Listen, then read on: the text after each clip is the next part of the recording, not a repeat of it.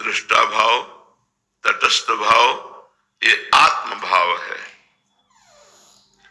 जैसे मेरे मन में संकल्प उठा, मैं ये दृश्य देखूं। अब इसमें देखना बहुत सूक्ष्म विषय है। देखने की क्रिया नेत्रेंद्रिय की, संकल्प करने की क्रिया मन की, और मैं देखूं ये अंतःकरण का अहंकार।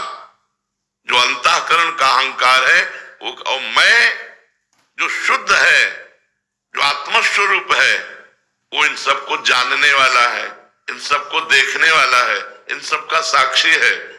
तो इन सबको देखने के कारण दृष्टा, इन सबका साक्षी होने के कारण वो साक्षी, और इन सबसे अलग इसलिए तटस्थ।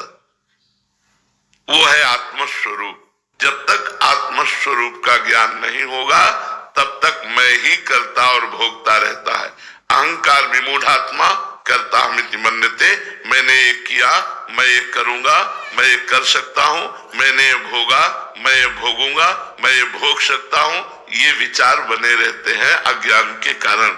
जब साक्षी भाव या दृष्टा भाव आएगा तो उसे आत्म भाव कहते हैं। वो ज्ञानी महापुरुष मोक्ष की तरफ चल पड़ता है, जो दृष्टा भाव में होता है, साक्षी भाव में होता है, तटस्थ भाव में होता है। समझ पा रहे हैं आप?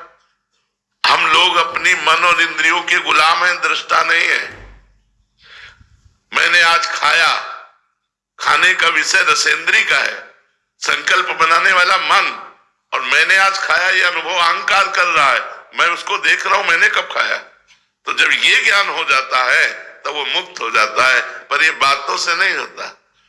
प्यास लगेगी तो प्राणों को, लेकिन हम क्या बोलते, मैं बहुत प्यासा हूं, तो उस समय दृष्टा भाव रहेगा, उस समय प्यास में तदात्म भाव रहेगा, उस समय दृष्टा भाव रहेगा। मैं बहुत भूखा हूं, पीड़ा हो रही, मुझे बहुत दर्द हो रहा है, मैं दृष्टा भाव में रह पाऊंगा, उसी में चला जाऊंगा, जबकि मैं इसका दृष्टा हूं, दर्द का भोगता नहीं हूं। अब ये शुद्ध ज्ञान बिना साधना के नहीं हो सकता। जब गुरु चरणों का आश्रय लेकर साधना की जाती है, हृदय पवित्र होता है, तब जाकर के बोध होता है। ये बोध हुआ तो मोक्ष के नजदीक पहुंच गया। समझ पा रहे आप? अब जोत सिंह जी जम्मू से। राधे राधे महाराज जी। महाराज जी, मार्ग क्या है ये मतलब मेरे को जानना बाकी नहीं रह गया, बट जब साधक जानकर भी गिरता है तब उसे अपने प्रति कैसी दृष्टि रखनी चाहिए ताकि वो ना तो निराश हो। देखो, ये हम कई बार बात बता चुके हैं। हमारी जानकारी का